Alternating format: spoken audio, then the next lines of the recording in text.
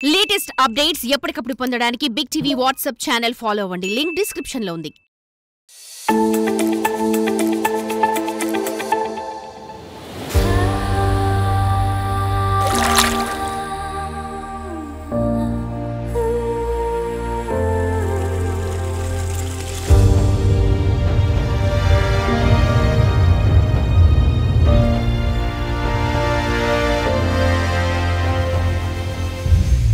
హిమగిరుల మంచు మకుటంతో దేశ నుదుటిపై నిలిచిన భూతల స్వర్గం జమ్మూ కాశ్మీర్లో ఉన్నాం.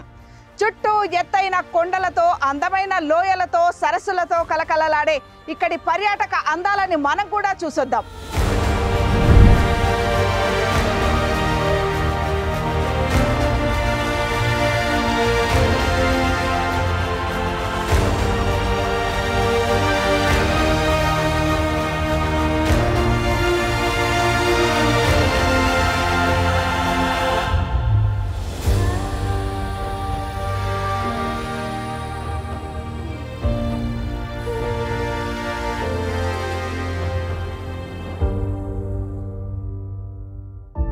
కాశ్మీర్ అంటేనే ప్రకృతి సోయగాలకు నెలవు.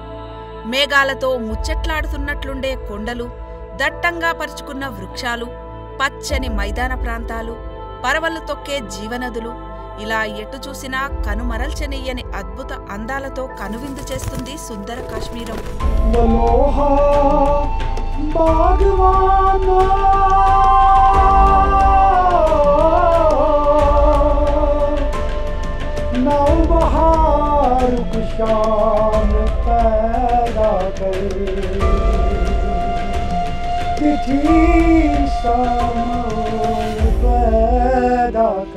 సరస్సుల రాష్ట్రంగా పిలువబడే జమ్మూ కాశ్మీర్లోని దాల్ సరస్సు వద్ద మనం ఇప్పుడున్నాం. పీర్ పంజాల్ శ్రేణుల నడుమ ఉన్న ఈ దాల్ సరస్సుని శ్రీనగర్ జ్యువెల్ అని పిలుస్తుంటారు.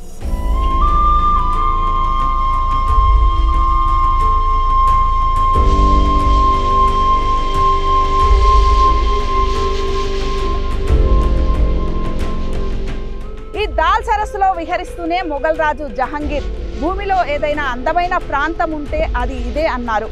మొఘల్ రాజులు ఈ ప్రాంతాన్ని చాలా ఇష్టపడ్డారు. తమ వేసవి విడిదిగా కూడా ఈ ప్రాంతాన్ని ఎంచుకున్నారు. అనేక మొఘల్ గార్డెన్స్ను కూడా ఈ ప్రాంతంలో డెవలప్ చేశారు.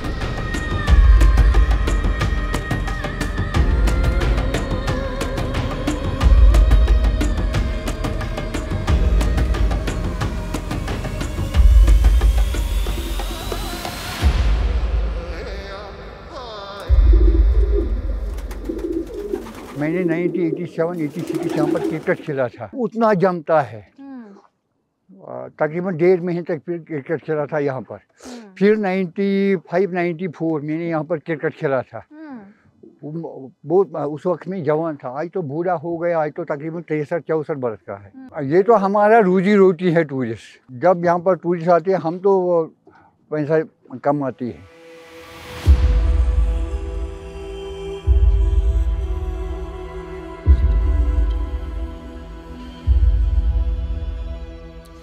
దల్ సరస్సులో అందమైన ద్వీపం చార్చినార్. నది మధ్యలో ఉన్న ఈ చార్చినార్ ద్వీపం దగ్గర నిలబడి చూస్తే అల్లంత దూరంలో గంభీరంగా నిలబడ్డ హిమగిరులు కనిపిస్తాయి.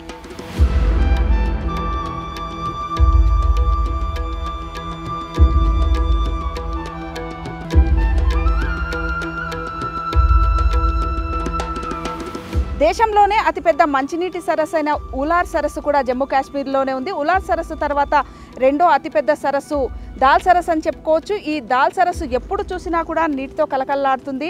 ఈ దాల్ సరస్సులోకి నీరు చుట్టూ ఉన్న పర్వతాలు చూశారు కదా, ఆ పర్వతాల్లో మంచు కరగడం వల్ల, వర్షాలు పడడం వల్ల వచ్చే నీరంతా కూడా దీనిలోకి చేరుతుంది. అంతేకాకుండా సహజ నీటి బుగ్గల ద్వారా కూడా ఇక్కడ నీరు ఉంటుంది.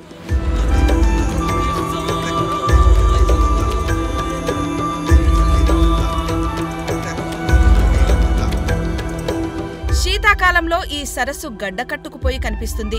అప్పుడు ఇక్కడ రకరకాల స్నో గేమ్స్ జరుగుతుంటాయి. विंटर के आने का टाइम है. ये पूरा पहाड़ आपको देख, उस टाइम आपको पूरा वाइड देख सकते हो. आपको मैं यही का रहने वाले हूँ. उस टाइम आपको यहाँ ज़्यादा टूरिस्ट लोग आते हैं क्योंकि इस वक्त भी टूरिस्ट यहाँ पे आते हैं. उस टाइम आपको शिकारा चलाते हैं. आपको अगर ज़्यादा यहाँ से बर्फ़ गिरेगा ना, जब ये पूरा आइस बनेगा ये लेक, तो उसके बाद आपको किनारे किनारे हम लोग शिकारा चलाते हैं। आपको अगर किसी हाउस बोट पे आपको बुकिंग होता है तो उस टाइम आपको किनारे किनारे शिकारा चलाते हैं। यह पूरा सेंटर पे आपको पूरा आइस बनता है, मगर आपको यहाँ के बच्चे जो है ना वो उसके ऊपर आपको खेलते हैं।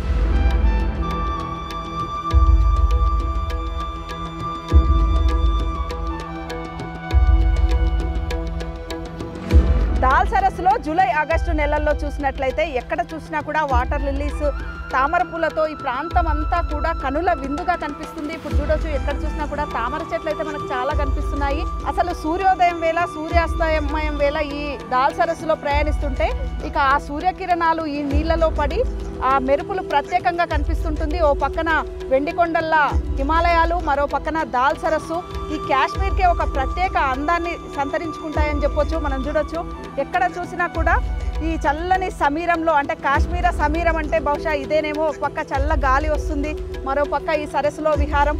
అసలు మాటలకందని భావాలు అయితే మనని ఇక్కడ పలకరిస్తుంటాయి.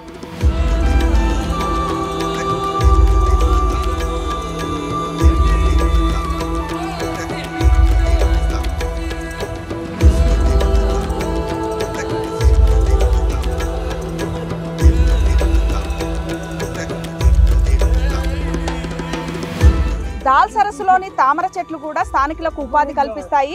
ఈ తామర పూల యొక్క కాడలని వీరు ఇక్కడ వంట చేసుకొని తింటారు. చాలా ఔషధ గుణాలు ఉంటాయని చెప్తారు. అందుకే స్థానిక మార్కెట్లలో కూడా తామర కాడలని అమ్ముతారు. ఈ స్థానికులంతా కూడా ఇక్కడ తామర కాడల్ని సేకరిస్తారు. అది కూడా వీళ్ళకి ఒక మంచి ఉపాధి. పువ్వులను కూడా అమ్ముకుంటారు. ఇక పర్యాటకం చెప్పనక్కర్లేదు, ఎంతోమంది పర్యాటకులు వస్తుంటారు. కాబట్టి దాల్ సరస్సు అనేది ఆర్థికంగా కూడా ఈ కాశ్మీరీలకు చాలా ఉపయోగపడుతుంది.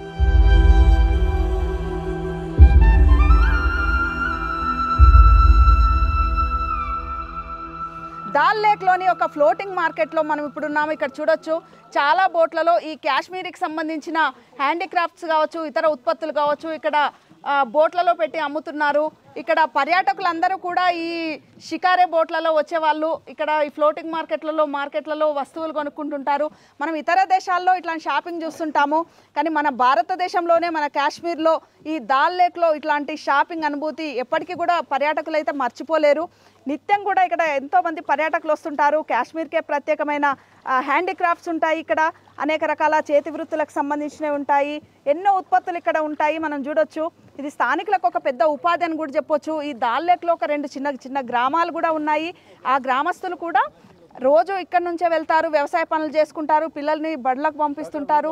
ఇది ఒక ప్రత్యేక ఉపాధిగా కూడా వాళ్ళకు ఇది మారిందని చెప్పొచ్చు. మనం ఇక్కడ చూడొచ్చు ఫ్లోటింగ్ పోస్ట్ ఆఫీసులు కూడా మనకి ఇక్కడ ఈ దాల్ లేక్లో కనిపిస్తాయి. ఎందుకంటే ఆ గ్రామస్తులు ఎవరైతే గ్రామాల వాళ్ళు దాల్ లేక్లో నివాసం ఉంటున్నారో వాళ్ళకి సంబంధించిన ఉత్తరాలు ఇవ్వాలన్నా పోస్ట్ ఆఫీస్ కూడా, అందుకే ఫ్లోటింగ్ పోస్ట్ ఆఫీసులు కనిపిస్తుంటాయి.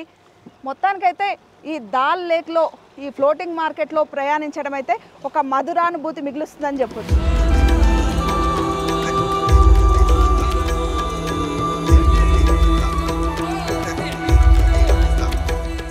దల్ సరస్సు మాత్రమే కాదు, ఎంతో మంది ఉపాధులకు కల్పతరువు. ప్రస్తుతం ఈ సరస్సులో ద్వీపాలు ఉన్న చోట నివాసాలు ఏర్పరచుకొని దాదాపు 50,000 మంది వరకు జీవిస్తున్నారు. వీరు అనాదిగా ఆ సరస్సు తోడుగా జీవనం సాగిస్తున్నారు. తామర తోటలు పెంచడం, చేపలు పట్టడం, సరస్సులో షాప్స్ పెట్టుకోవడం, ఫ్లోటింగ్ క్యాంటీన్స్ లాంటివి నడుపుతూ జీవనం వెల్లదిస్తుంటారు.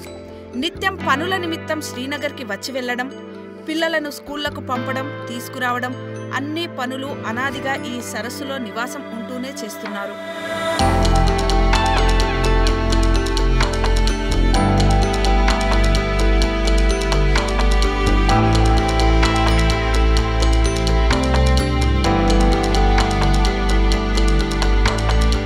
దాల్ సరస్సులో ఈ హౌస్ బోట్ల గురించి ప్రత్యేకంగా చెప్పుకోవచ్చు. ఇదంతా కూడా చెక్కతో చేసిన హౌస్ బోట్సే.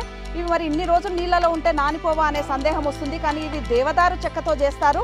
కాబట్టి 100 సంవత్సరాలు నీళ్ళల్లో ఉన్నా కూడా ఈ చెక్క ఎటువంటి ఖరాబ్ కాదు. అందుకే ఈ సరస్సులో 100ల కొద్ది హౌస్ బోట్స్ మనకి ఇట్లా కనిపిస్తూ ఉంటాయి.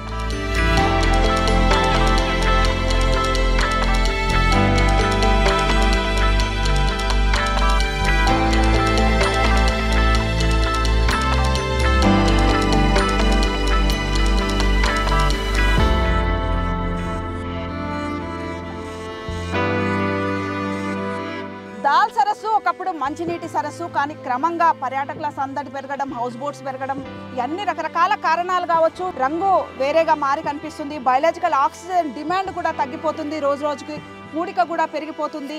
ఇలా ఎన్నో రకాల కారణాలతో దాల్ లేక్ అనేది కాలుష్యం కోరల్లో చిక్కుకుపోతుంది.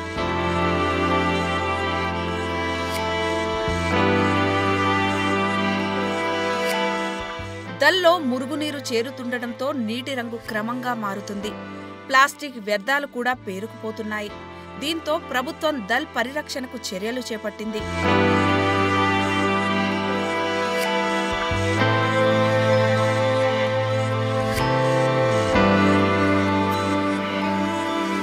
దాల్ సరస్సు మన భౌగోళిక వారసత్వ సంపద.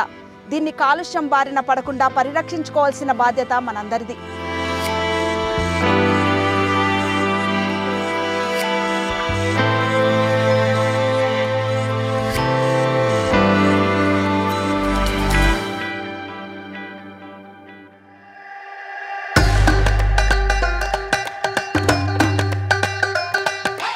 గుల్మార్గ్కి వచ్చే దారిలో పైన్ ట్రీస్ ఆకాశాన్ని తాకుతున్నాయా అన్నట్లుగా కనిపిస్తాయి.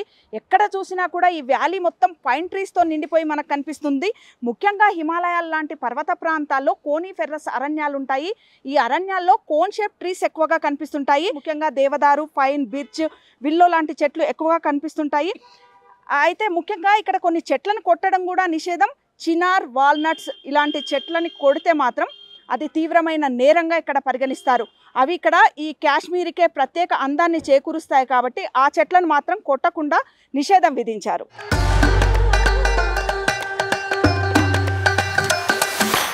భూతల స్వర్గం కాశ్మీర్లోని పూలభూమిగా పిలువబడే గుల్మార్గ్లో మనమున్నాం.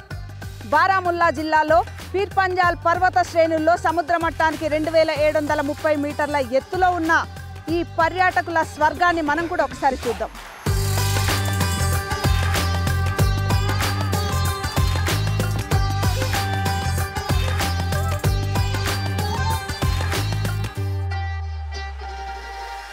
కాశ్మీర్ని పాలించిన చివరి రాజు మహారాజా హరిసింగ్ ఈ రాజభవనాన్ని నిర్మించారు. ఈ రాజభవనం గుల్మార్గ్లో ఉంది. ఇది మొత్తం కూడా వుడ్తోనే ఉంది. ఇదంతా కూడా వాల్నట్కి సంబంధించిన వుడ్తో ఈ రాజభవనాన్ని నిర్మించారు. ఈ మహారాజా హరిసింగ్కి కాశ్మీర్లో కూడా ఒక రాజభవనం ఉంది. ఇది గుల్మార్గ్లో ఉన్న ఈ రాజభవనాన్ని వేసవి విడిదిగా వాడేవారు.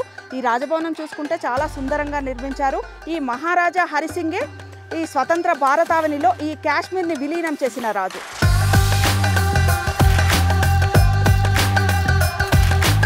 పైకప్పు నుండి ఫ్లోరింగ్ దాకా మొత్తం వాల్నట్ వుడ్తో చేసిన రాజభవనంలో ఎన్నో గదులుంటాయి.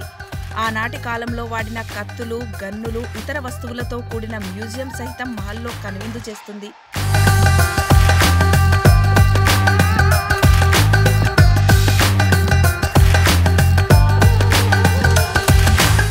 నిత్యం ఎంతో మంది పర్యాటకులతో ఈ కశ్మీర్ లోయ సందడిగా ఉంటుంది.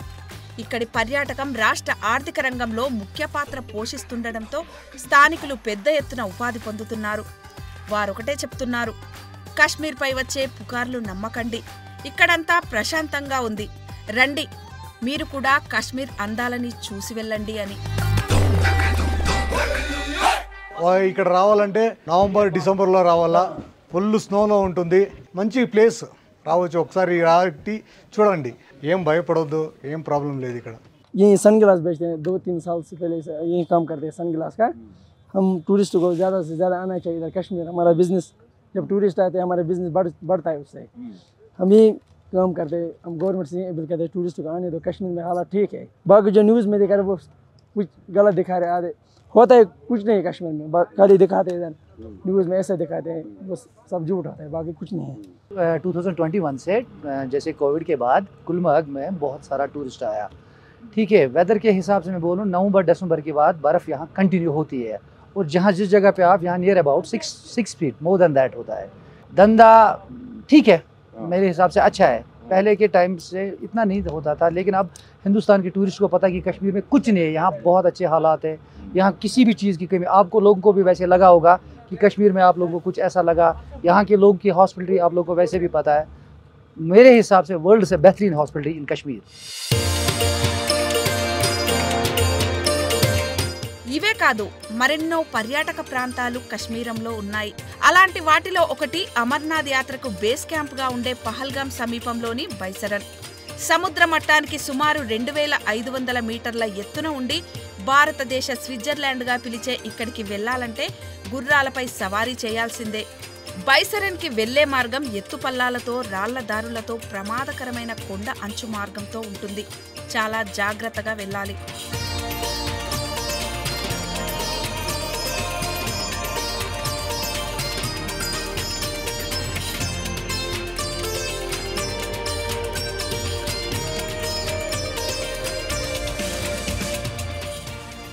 బైసరన్ వెళ్ళగానే అక్కడి ప్రకృతి మనని మంత్రముగ్ధులను చేస్తుంది. చుట్టూ ఎత్తైన హిమగిరులను చూడగానే హిమాలయాలు మన దేశానికి పెట్టని కోటగోడలు అని చదువుకున్న పాఠం గుర్తొస్తుంది. మంచుకొండలను మబ్బులు చుట్టేసినట్టు కనిపించే ఆ సుందర దృశ్యాలు మన చూపులను తిప్పుకోనియవు.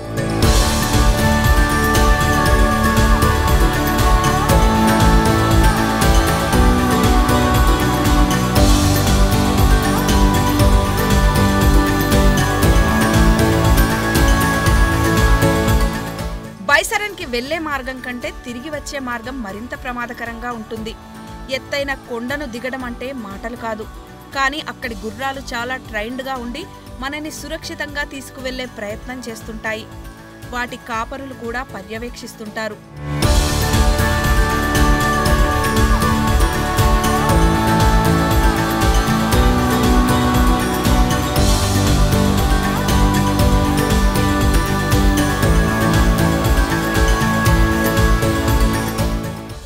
వల్ల స్థానికులు ఉపాధి పొందుతున్నారు.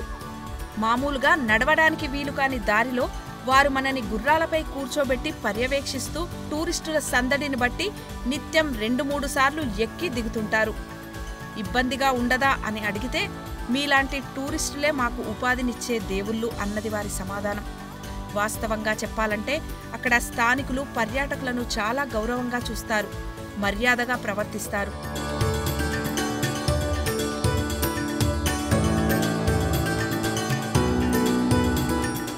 పహల్గాంకి వీడ్కోలు చెప్పి పయనమైన వేళ మార్గమధ్యంలో నదీ పరవళ్లు పలకరించాయి.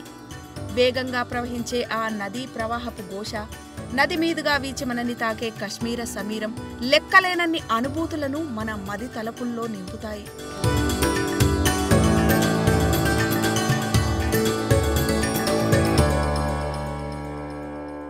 కశ్మీర్ గురించి మాట్లాడుతూ చినార్ చెట్ల గురించి చెప్పకుంటే కశ్మీర్ అందాలను చిన్నబుచ్చినట్లే. అంతటి ప్రత్యేక స్థానం చినార్ చెట్లది.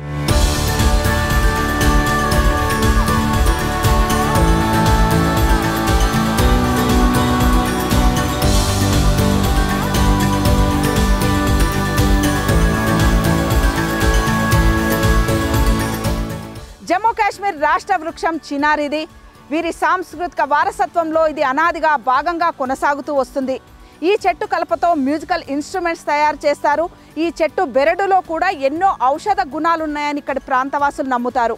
అయితే కాలక్రమంలో ఈ చినార్ చెట్ల సంఖ్య గణనీయంగా తగ్గిపోతుంది. ఈ నేపథ్యంలో జమ్మూ కాశ్మీర్ ప్రభుత్వం ఈ చెట్లను కొట్టినా, ఈ చెట్లను ధ్వంసం చేసినా కూడా అది తీవ్రమైన నేరంగా ఇక్కడ పరిగణిస్తారు. ఈ చెట్లను ప్రత్యేక శ్రద్ధ పెట్టి ఇక్కడ సంరక్షించుకుంటున్నారు.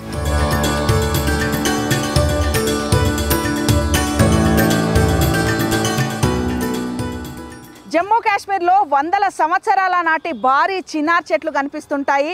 ఈ చినార్ చెట్లు కాశ్మీర్ లోయకే కొత్త అందాలనిస్తాయనడంలో అతిశయోక్తి కాదు. ఎందుకంటే ఈ చెట్ల ఆకులు ఒక్కో కాలంలో ఒక్కో రంగును కలిగి ఉంటాయి. ఒక్కోసారి ఆకుపచ్చగా ఉంటాయి, ఒక్కోసారి పసుపు రంగులో ఉంటాయి, ఒక్కోసారి ఎరుపు రంగులో ఉంటాయి. ఈ రంగురంగుల ఆకులతో ఉన్న ఈ చినార్ చెట్లు కనుల విందుగా కనిపిస్తుంటాయి. Entered Islam in Kashmir before 800 years. Chinar bring अमीर कबीर ईरान के एक बादशाह थे, वो आए यहाँ, उन्होंने चिनार के पौधे लाए. जहाँ यहाँ की मिट्टी है ना, ये ठंडी है और ये मिट्टी जो है ये मतलब ठंडी मिट्टी है. ये चिनार यहाँ मिलेंगे आपको पूरे कश्मीर में और कहीं या ईरान में मिलेंगे. इसको कहते हैं, वो कहते हैं बिग ईरान, इसको कहते हैं छोटा ईरान. जो ये चिनार है इस वक्त ये अलग ना, अगर आप इस वक्त दरगाह हज़रत बल जाएंगे कश्मीर यूनिवर्सिटी में, वहाँ आप देखेंगे पत्ते इस बाग में आपको लगेगा कि पूरा गोल्डन है. जब आप स्प्रिंग में आएंगे और आपको लगेगा कि चिनार इतना खूबसूरत जैसे जैसे इस वक्त लगा है ये चिनार इधर है ऐसे ही, लेकिन ये चिनार जो है इसमें एक कैफियत है। आप अगर चिनार के साए में बैठेगी आपका तबीयत, आप समझो कि आप मनुष्य से लेकर आप परमेश्वर तक पहुँचेगी। उसको कहते हैं अरबी में कुन फयकुन, डायरेक्ट अटैचमेंट आपको हो जाएगी परमेश्वर के साथ। ये चिनार वही साया है, वही दरख्त है। లోక్ విరాసత్ కార్యక్రమం ద్వారా దేశవ్యాప్తంగా అంతరించిపోతున్న జానపద కళారూపాల పునరుద్ధరణ కార్యక్రమానికి శ్రీకారం చుట్టింది కేంద్ర ప్రభుత్వం. ఈ దిశలో భాగంగా శ్రీనగర్లో జరిగిన లోక్ విరాసత్ కార్యక్రమంలో జమ్మూ కాశ్మీర్కి సంబంధించిన అనేక రకాల జానపద కళారూపాలు ప్రదర్శించబడ్డాయి. ప్రతి ఏటా జరిగే ఈ కార్యక్రమాన్ని చూడడానికి కూడా దేశవ్యాప్తంగా ఎంతో మంది కళాభిమానులు జమ్మూ కాశ్మీర్కు తరలి వస్తుంటారు.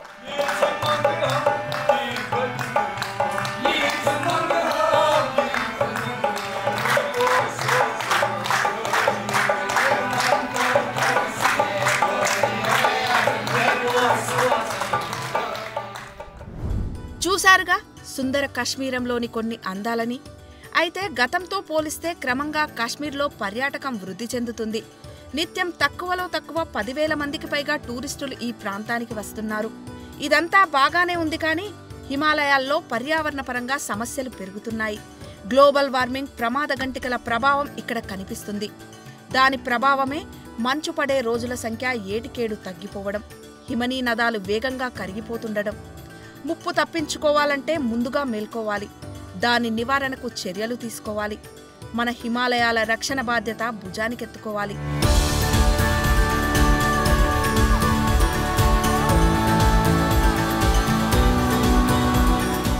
హిమాలయ ప్రాంతంలో అభివృద్ధి జరగాలి, అయితే అది పర్యావరణానికి విఘాతం కలగని రీతిలో జరిగితేనే బాగుంటుంది. కెమెరామెన్ సతీష్తో రమా, బిగ్ టీవీ, గుల్మార్గ్ నుండి.